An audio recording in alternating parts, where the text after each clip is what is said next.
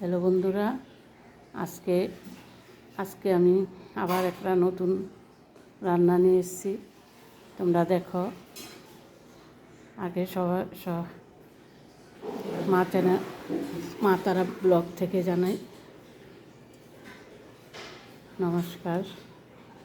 এই যে আমি আজকে রান্না করেছি চিতল মাছের পেটি, আলু ফুলকপি দিয়ে রসা।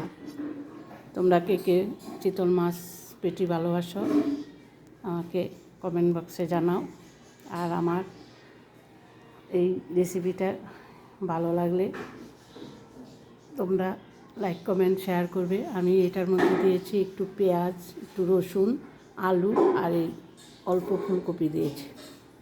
এই যে অল্প ফুলকপি দিয়েছি। আর দেখো মাছটা অনেক বড় ছিল, দেখো মাছটা চিতল মাছের পেটি, দেখো চিতল মাছের পেটি।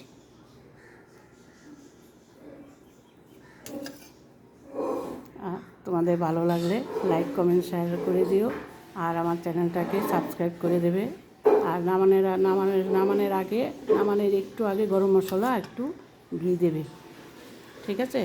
তোমরা এই আমি যেভাবে রান্না করেছি সেভাবে তোমরা করে দেখবে বাড়িতে, একবার হলেও ট্রাই করবে, খুব ভালো লাগবে। আর কে কীভাবে খাও আমি জানি না, কিন্তু আমি সবসময় চিতল মাছের পেটি আলু গরম মশলা দিয়ে করি। আলু আজকে একটু পেঁয়াজ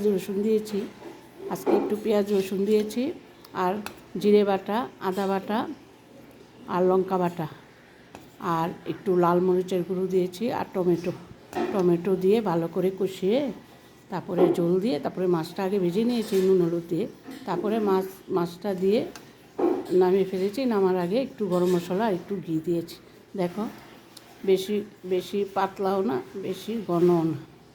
এই যে আমার জলটা এরকম, এই যে এরকম। দেখো বন্ধুরা, যদি ভালো লাগে তবে কমেন্ট শেয়ার করবে আর আমার চ্যানেলটাকে সাবস্ক্রাইব করে দেবে। আজকে এই পর্যন্তই, আবার আসবো নতুন রেসিপি নিয়ে। তোমরা সঙ্গে থেকো আর আমাকে একটু সাপোর্ট দেবে, আমি যেন তোমাকে ভালো নতুন রেসিপি নিয়ে তোমাদের সামনে তুলে ধরতে পারি। ধন্যবাদ।